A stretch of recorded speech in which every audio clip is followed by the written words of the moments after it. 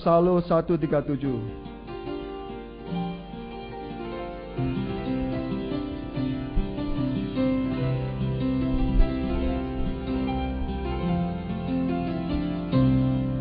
Di kakimu ku tercampar penuh dosa, hukuman dan kematian,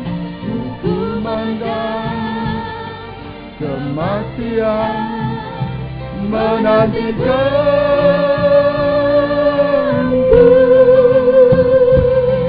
Penuh kasih kau tuliskan firman di hatiku. Kau mengampuniku dan berkata, jangan berbuat lagi. Yang kedua, di kakimu ku duduk. Di kakimu ku duduk menantikanmu. Jiwaku lapar dahaga, jiwaku lapar dahaga akan kebenaran.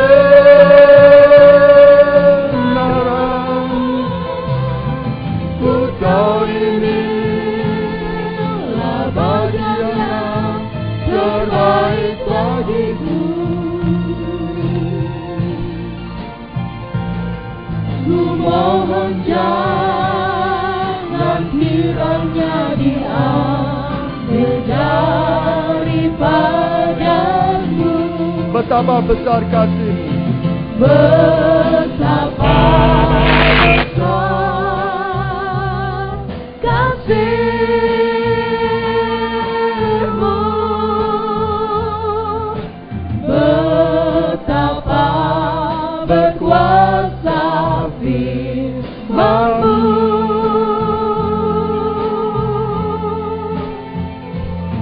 Oh Tuhan, tiada tempat seindah itu.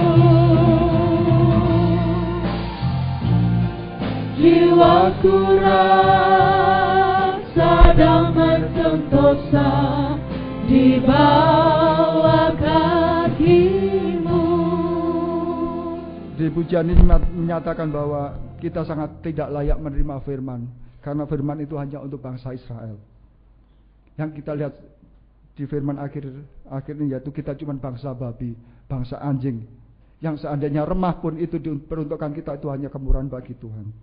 Kita akan pujikan bait yang ketiga. Kita bangkit berdiri dengan suasana dan musik penyembahan. Lebih pelan lagi. Di kakimu ku mohon belas kasih-Mu. Pagi ini kita mohon belas kasih Tuhan turun. Di kakimu ku mohon belas kasih-Mu. Haleluya. Sekalipun hamba tak layak menerima firman-Mu, jika saja remah-remah Kau berikan padaku, remah-remah Kau berikan padaku, ku percaya sangat berkuasa untuk menolongku. Yang ketiga, di kakimu ku persembahkan. Di kakimu ku persembahkan hidupku. Haleluya, haleluya. Ku pecahkan dalam hatiku bagi-Mu Tuhanku,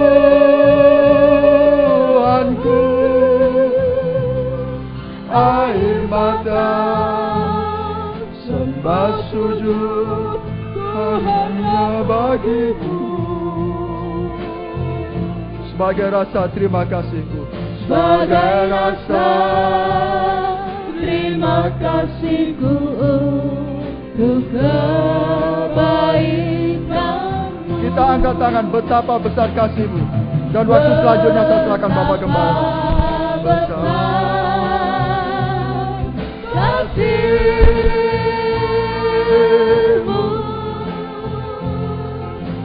betapa berkuasa firman-Mu.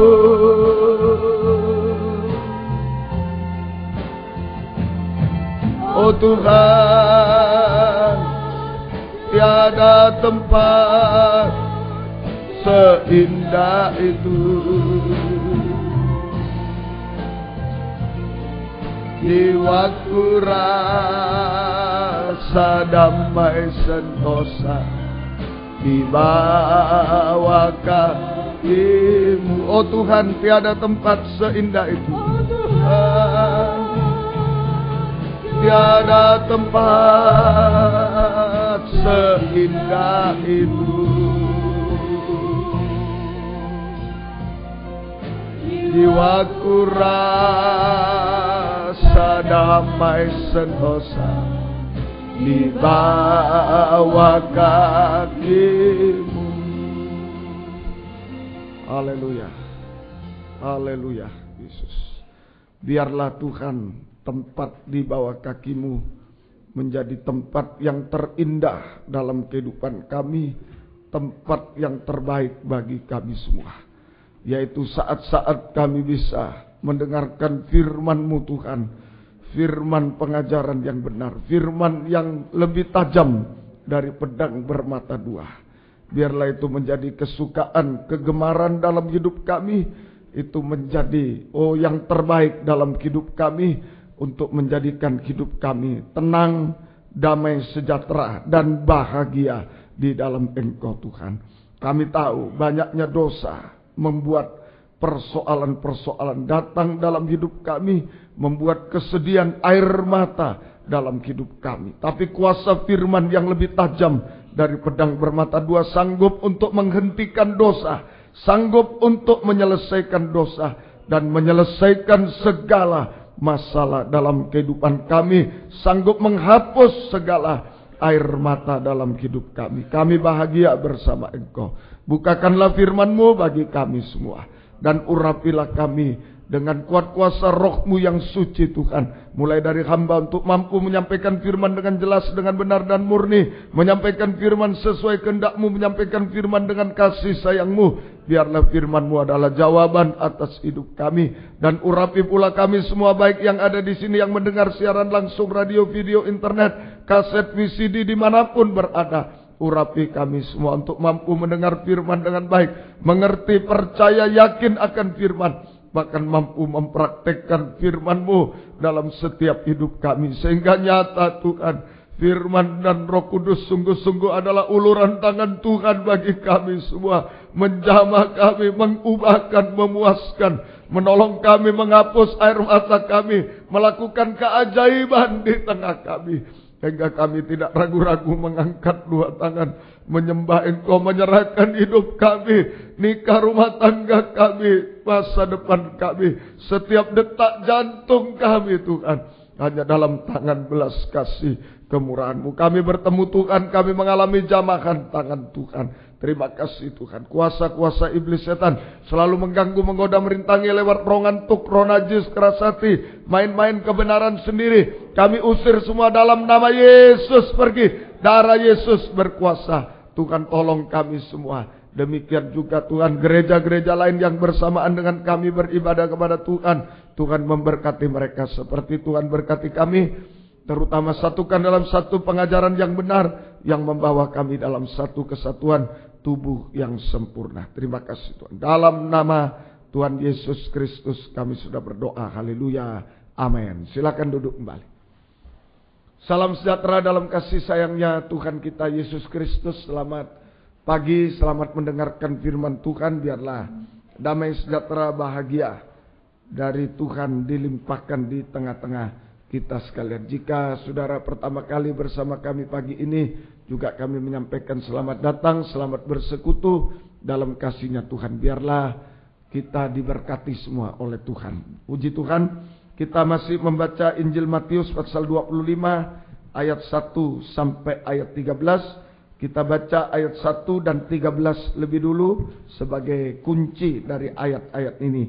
Matius 25 ayat 1 dan ayat 13. Mari. Pada waktu itu, hal kerajaan surga seumpama 10 gadis. Ya, hal kerajaan surga seumpama 10 gadis Yang mengambil pelitanya Ya. dan pergi menyongsong mempelai laki-laki. ya, yang mengambil pelita dan pergi menyongsong mempelai laki-laki surga. Ini surga ya. Jadi ayat 1, ayat 13. Karena itu berjaga-jagalah, Ya. sebab kamu tidak tahu akan hari maupun akan Iya. saatnya. Di ayat 1 tadi bisa ditarik pengertian bahwa kedatangan Yesus kedua kali dalam kemuliaan sebagai Raja segala raja, mempelai laki-laki dari surga. Ini kedatangan Yesus kedua kali dalam kemuliaan sebagai Raja segala raja, mempelai laki-laki surga. Kalau kedatangan Yesus pertama, memang dia sebagai bayi, dia harus mati di kayu salib untuk menebus dosa manusia. Tetapi kedatangan Yesus kedua kali dalam kemuliaan sebagai Raja segala raja, mempelai pria yang tidak kena mengenal lagi dengan dosa. Tidak kena mengenal lagi dengan dosa. Hanya kehidupan yang sempurna, tidak bercacat celah, bisa menyongsong kedatangan Yesus kedua kali. Ini yang harus kita hati-hati.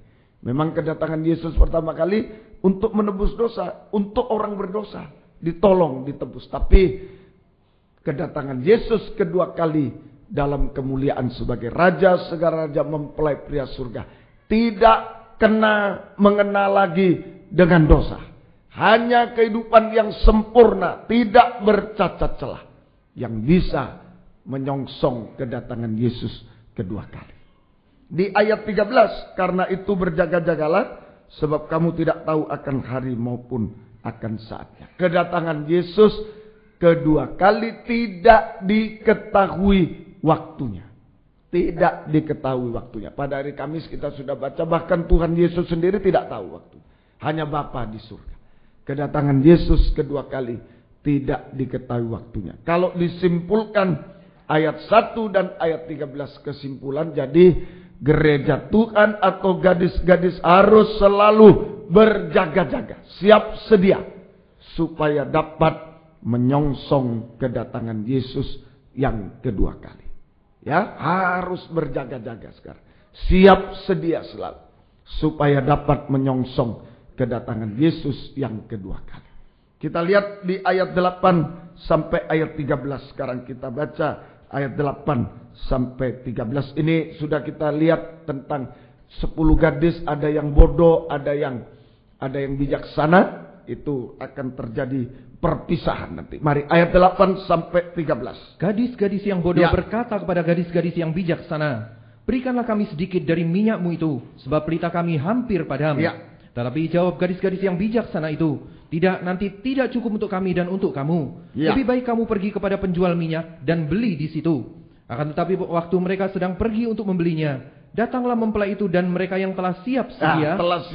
Ini gadis yang bijaksana. Terus masuk bersama-sama dengan dia ke ruang perjamuan kawin, lalu pintu ditutup. 11. Kemudian datang juga gadis-gadis yang lain itu dan yang berkata, bodoh. Terus Tuan, bukakanlah kami pintu. 12. Tetapi ia menjawab, aku berkata kepadamu, sesungguhnya aku tidak mengenal kamu. 13. Karena itu berjaga-jagalah, sebab kamu tidak tahu akan hari maupun akan saatnya. Jadi praktek gadis bodoh adalah lengah, tidak waspada, tidak berjaga-jaga. Ini prakteknya.